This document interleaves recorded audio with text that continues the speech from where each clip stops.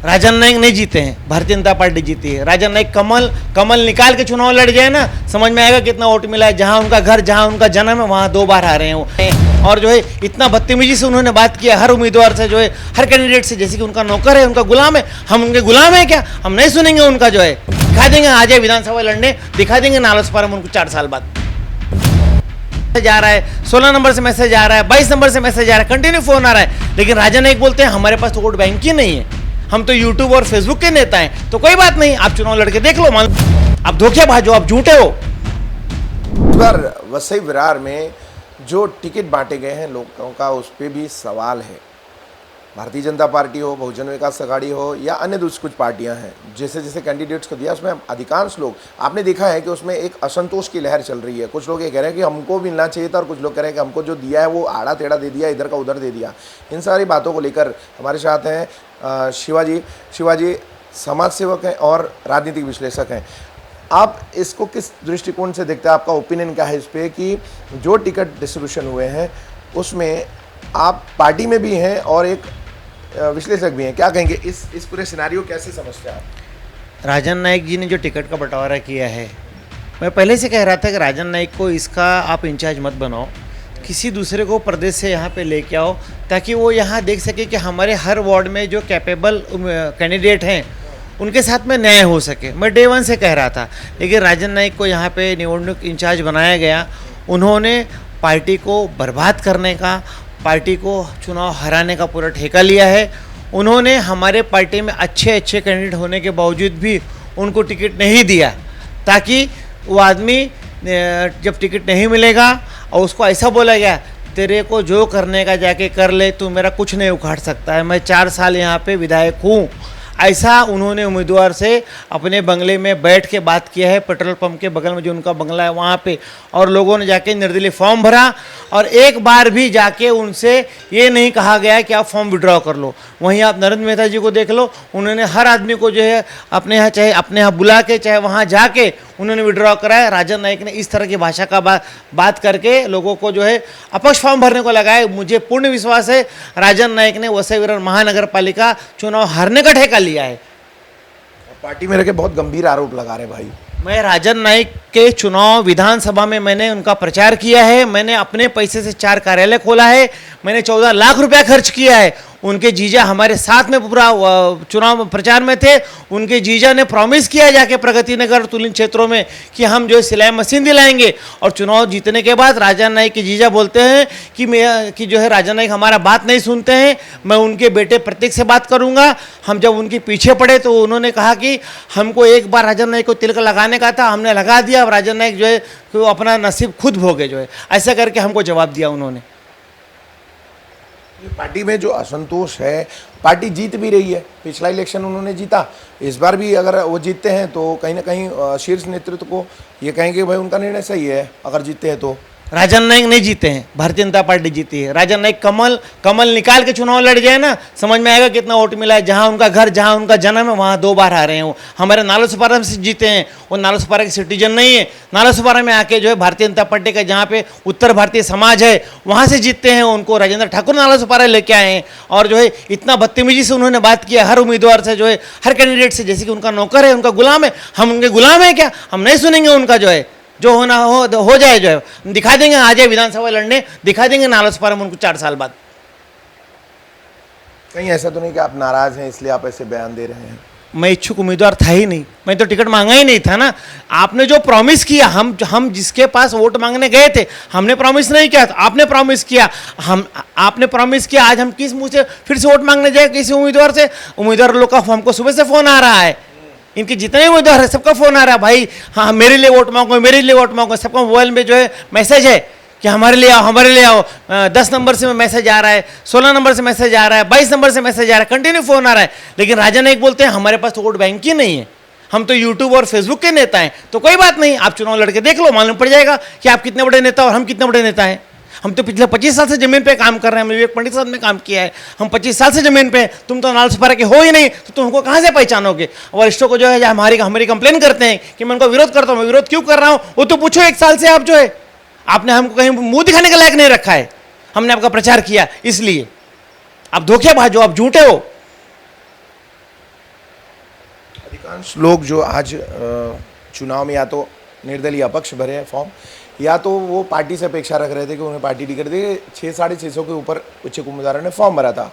अब पार्टी ऐसा भी कहती है, मेरी जब बात हो रही थी तो उन्होंने कहा कि भाई इतने सारे लोगों को थोड़ी दिया जा सकता है, उन्हीं लोगों को दिया जा सकता है और जो सर्वे में आया, रिपोर्ट में आया, उसी के अनुसार दिया जा सकता है। तो उनका कहना है कि सेंट्रल कमेटी या हमारी स्टेट या तालुका कमेटी कोई रिपोर्ट कमेटी नहीं, राजन नाईक ने सब फाइनल किया है। मैं यहाँ से लेके केंद्रीय पदाधिकारी से मैंने बात किया है, किसी ने कुछ फाइनल नहीं किया है। ना चौहान जी ने फाइनल किया है, ना तावड़े जी ने फाइनल किया है, सब कुछ राजन नाईक ने फाइनल किया। यहाँ तक कि हेमंत सोरेन ने भी कुछ फाइनल नहीं किया है। इन लोगों ने जो कहा वही फाइनल हुआ है। इनको जो दारू पिलाया उसका टिकट फाइनल हुआ, बाकी इनको जो सुविधा दिया उसका टिकट फाइनल हुआ। ओपन बोल रहा हूँ मैं, झूठ नहीं बोल रहा हूँ। कहीं ना कहीं मैंने देखा इसी बीच टिकट बंटवारे में भी महायुति का जो गठबंधन हुआ था इनका, वो भी टूटते हुए नजर आया। कहीं कहीं एक्स्ट्रा लोगों ने फॉर्म भरा है, दोनों पार्टियों से फॉर्म भरा है, युति होके भी युति टूटी है कई सीट्स पर। और इसके सिवाय अगर आप देखेंगे तो असंतोष तभी भी बना हुआ है, टिकट लेने के बाद भी बना हुआ है। नहीं, वो राजन नाईक ने गलत किया है। राजन नाईक ने शिंदे को सीट दे दिया था। इन्होंने क्या किया जो है, इन्होंने बीजेपी के लोगों को ये भी फॉर्म दिया और इनको ये लगा कि हम उनसे विड्रॉ करा लेंगे, लेकिन एंड टाइम पे ऐसा हो गया कि जिसको पास विड्रॉल फॉर्म था ना वो गायब हो गया।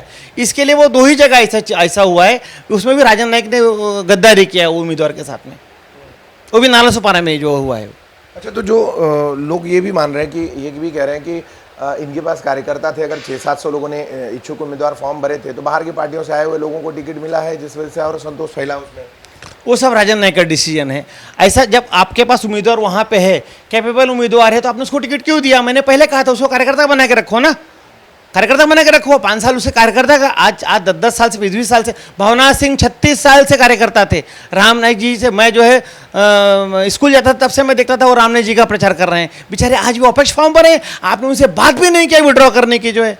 तो इसका मतलब आप पार्टी को हराने का ठेका लेकर रखे हो। अगर 36 साल पुराना कार्यकर्ता अपक्ष चुनाव लड़ रहा है, इसका मतलब आप जो है ये कर रहे हो। और ऐसा नहीं, उनके खून में भाजपा है, रो रहे थे बेचारे वो कि मैं क्या करूं, मैं क्या करूं। लेकिन उन्होंने कहा मेरे यहाँ पे 3 पार्टी से घूम के आया हुआ उम्मीदवार है, इसीलिए मैं अपक्ष लड़ूंगा। पहले बहुजन में था, फिर उद्धव ठाकरे में था, अभी भारतीय जनता पार्टी में आया है।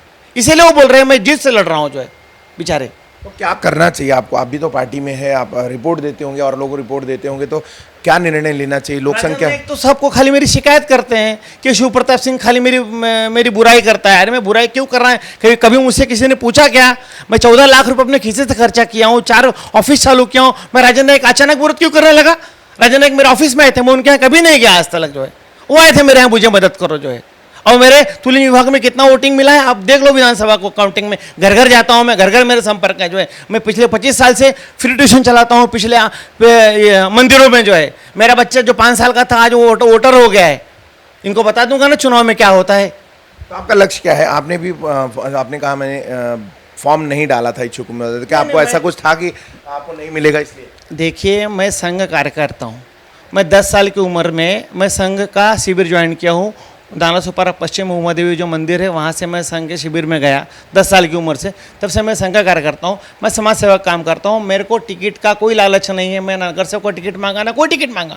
मेरा कहना एक ही है कि लोगों के साथ में अन्याय क्यों हो रहा है और राजा ने अन्याय क्यों कर रहे हैं। बस खाली मेरा एक ही है कि आप अन्याय मत करो। आप अच्छा काम करो, मैं आपके साथ हूँ।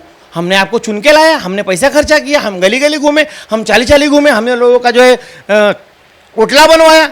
हमने तुम्हारे लिए किया ना, इसके लिए किया कि तुम घूम घूम ठेका लोगे जो है, अपने पैरों को ठेका दिलाओगे। ठेका दिलाने तो आमदार बने हो। हमारे देवेंद्र जी पता लगाने यार ठेका कौन किसका लग रहा है। हम तो ठेकेदार हैं नहीं, हम तो अपनी कमाई का जो है पैसा खर्चा करते हैं ना। आज 25 साल से हम बच्चों को फ्री में पढ़ा रहे हैं स्कूल प्रीमाइसेस में। आज वो बेचारे से मतदार हो गया है। हम भारतीय जनता पार्टी के लिए वोट मांग रहे हैं, विवेक पंडित के लिए वोट मांगे थे जो है, इनके लिए वोट मांग रहे हैं। और आज हम पागल हैं, हम हमारी पागल में गिनती करते हैं राजन नाईक। आपके हिसाब से ये जो कमेटी है फिलहाल जो अभी अब तो आमदार हैं वो विधायक हैं और उनके साथ ही चुने हुए महायुति के विधायक हैं, लोग काम कर रहे हैं, तो ये वसई विरार जो आपने कहा कि यहाँ पे परिवर्तन, तो इसको किस तरीके से? देखिए, परिवर्तन के नाम पर ठेकेदारी हो रही है। यहाँ विधायक लोग ठेका ले रहे हैं। देवेंद्र जी को इसके ऊपर ध्यान देना चाहिए। हम देवेंद्र जी और मोदी जी का मुंह देख के हम वोट देते हैं, लेकिन ये हम किसी के बिके हुए गुलाम नहीं है।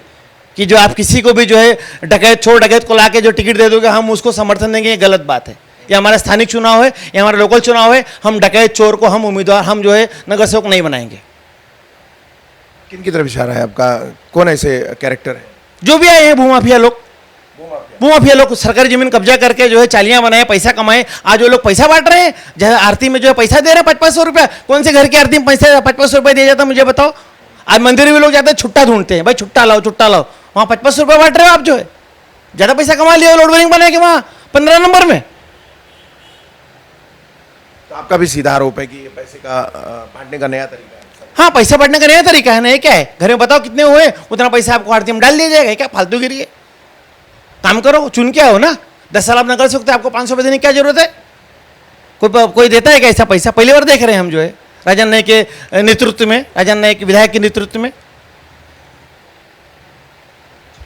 बहुत बहुत धन्यवाद शिवाजी। ये थे शिव प्रताप सिंह। आपने उनकी बातें सुनी और उनकी अपनी राय क्या है पार्टी को लेकर और पार्टी नेतृत्व को लेकर, पार्टी को नहीं पार्टी नेतृत्व को लेकर और टिकट वितरण को लेकर। तो आपकी अपनी राय, इनकी बातों से आपको क्या लगता है और आपका अपना अनुभव हमें शेयर कर सकते हैं कमेंट के माध्यम से। सभी साथियों का हमसे जुड़ने के लिए धन्यवाद, आभार। देखते रहें मेट्रो सिटी समाचार।